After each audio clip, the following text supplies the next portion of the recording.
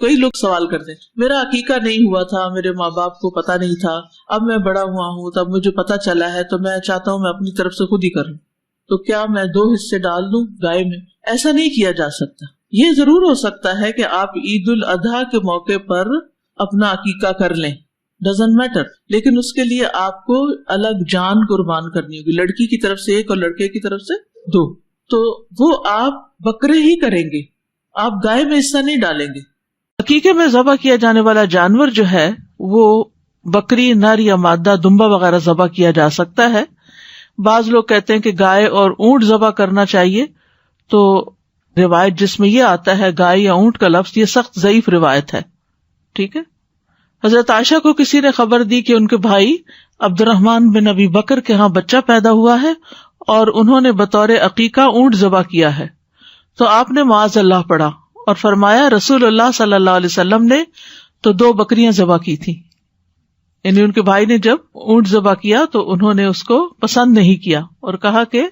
نبی صلی اللہ علیہ وسلم نے 2 بکریاں کی تھی تو اس لیے اسی سنت کو فالو کرنا چاہیے۔ ابن عباس رضی اللہ عنہما سے روایت ہے کہ رسول اللہ صلی اللہ علیہ وسلم نے فرمایا لڑکے کے لیے 2 اور بچی کے لیے 1 عقیقہ ہے، یعنی 2 جانور ہیں۔ عقیقہ لفظ استعمال ہوا جس کا مطلب ہے جانور، تو لڑکے کی طرف سے 2 اور لڑکی کی طرف سے 1۔ عقیقہ کی شرعی حیثیت کے بارے میں یاد رکھیے کہ اس کو بعض علماء نے سنت مؤکدہ کہا ہے کہ لازم ہے، اور بعض نے مستحب عمل قرار دیا ہے،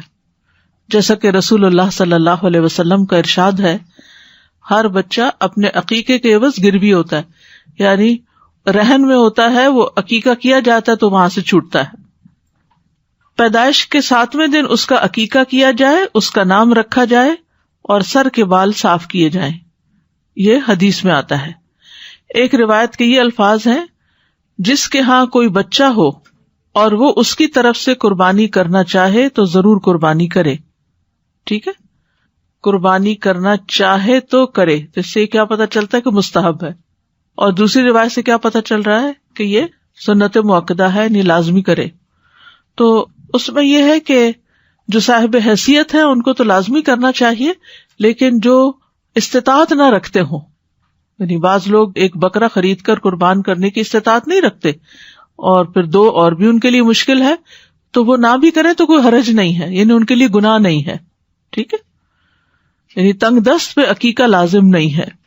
کیونکہ وہ عاجز ہے، اور جو عاجز ہوتا ہے اس سے عبادات ساقط ہو جاتی ہیں۔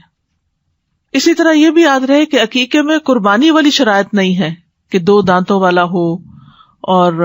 پھر یہ کہ وہ مخصوص ایج کا ہو، ایسا کچھ نہیں ہے، یعنی جو بھی بکرا ملے، بکری ملے، اس کو ذبح کیا جا سکتا ہے۔ عقیقے کی بجائے جانور کی قیمت صدقہ کرنا درست نہیں، عقیقے کی بجائے جانور کا معاوضہ جو ہے وہ صدقے میں نہیں دیا جا سکتا۔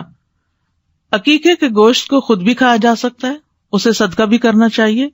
اور دوست احباب کو تحفہ بھی دینا چاہیے۔